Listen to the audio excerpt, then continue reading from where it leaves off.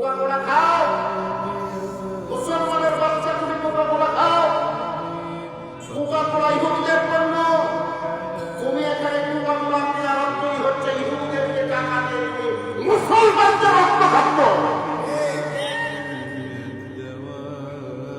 আল্লাহ তোমাকে জবাব বয়কট করো, ইহুদিদের সমস্ত পণ্যকে বয়কট করো।